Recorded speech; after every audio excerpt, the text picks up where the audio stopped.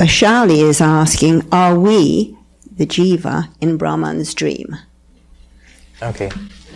An explanation of the first stanza of the Dakshinamurti Stotram. Now that's good. I'm sure the reason the person is asking the question is a number of times I've quoted it. So it's one of my favorites. That's why I think the question has come. In some lecture in the internet it must be there. It's a hymn written by Shankaracharya to Dakshinamurti. Dakshinamurti is the south-facing Shiva, the Shiva who grants knowledge. God in his aspect of granting spiritual knowledge. Dakshinamurti. Now, there, the first stanza is so beautiful. It goes like this. Vishwam darpana drishyamana nagari tulyam nijantargatam pashyan atmani mayaya bahirivodbhutam yatha nidraya ya sakshat kurute prabodha samaye swatmanamevadvayam tasmai shri dakshinamurtaye gurumurtaye tasmai shri gurumurtaye namaidam shri dakshinamurtaye. I salute Shiva, Dakshinamurti Shiva. Who is my guru? Who is my own self? The self, Atma, Guru and God are one. Ishvara Guru Atmeti Murti Bheda Vibhagine. They appear in different forms as God, as my Guru and as my own self. It's one undivided reality. I salute that. In whom the entire universe appears like a city in a mirror. Look at this image. Vishwam Darpana Drishyamana Nagari Tulyam. Sometimes when you're driving outside Manhattan, when you cross the bridge, when you look at your driving mirror, you can see Manhattan shining at night. The lights of Manhattan shining in your mirror, in your driving mirror. It's like the whole city is in your mirror. You can see the buildings and the skyline and the bridge, everything you can see in the mirror. Exactly like that, Shankara says, the entire universe, like a city in a mirror, is in you, the consciousness. The mirror is you, consciousness. And in you, the entire universe appears. Now in the case of a mirror, the city is outside. And you're driving and the city is reflected in your mirror. But Shankaracharya says, Nijantargatam. Here there is no universe outside consciousness. By the power of Maya, the universe is projected in consciousness itself. How is this possible? We do it every day at night when you dream. Yatha nidraya, he says. Just like you dream.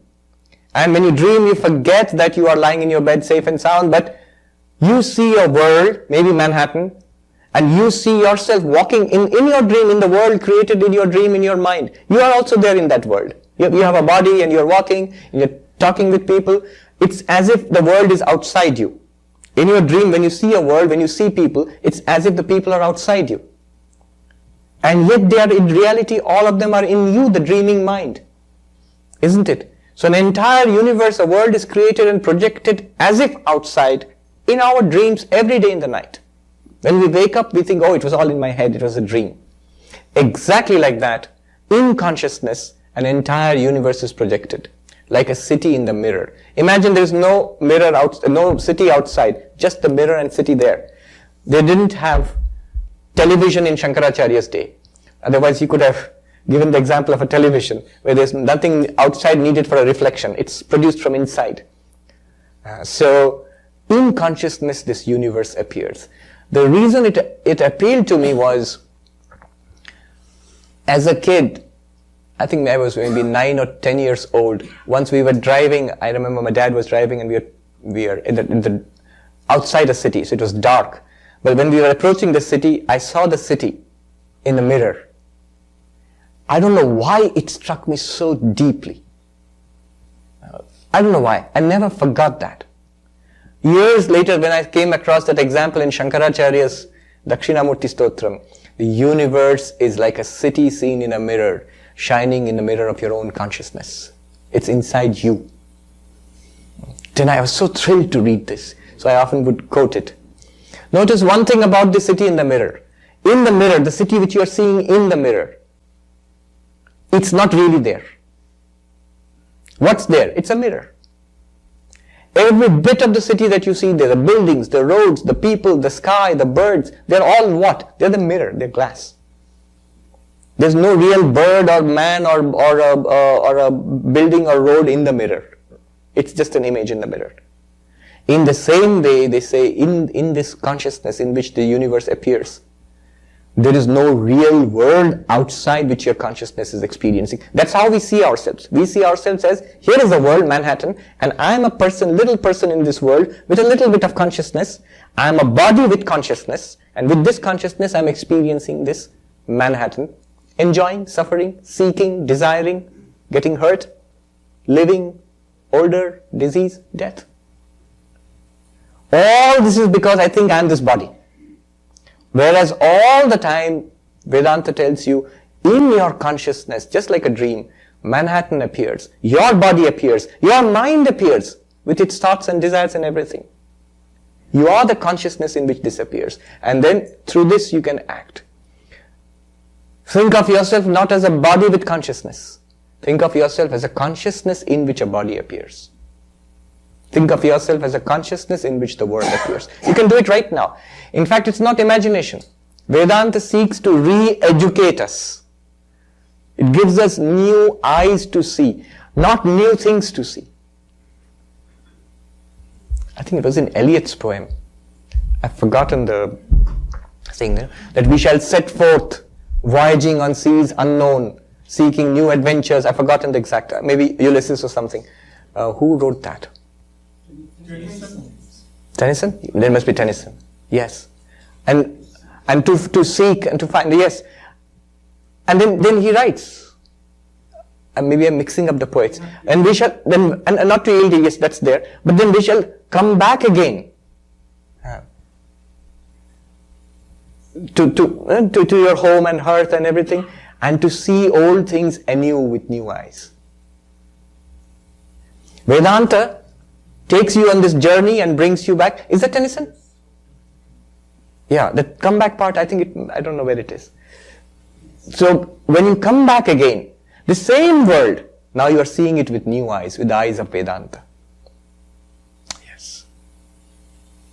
So, it also explains the second one. Are we creatures in Brahman's dream? A nice way of putting it.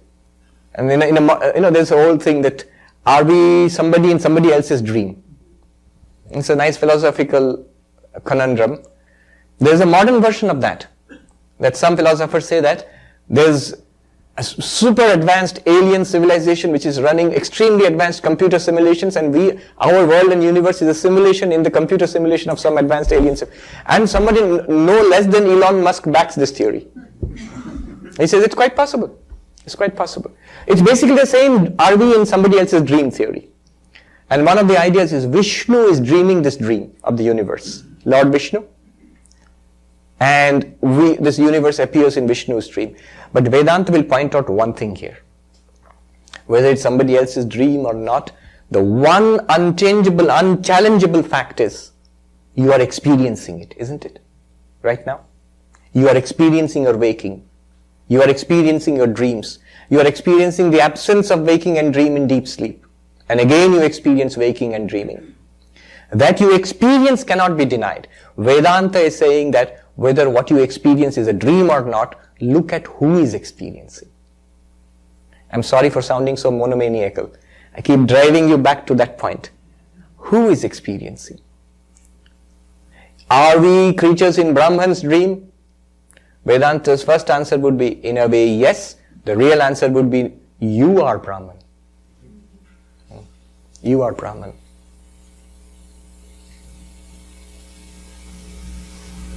One alone exists. It appears as nature and soul. We are dreaming this dream of Maya.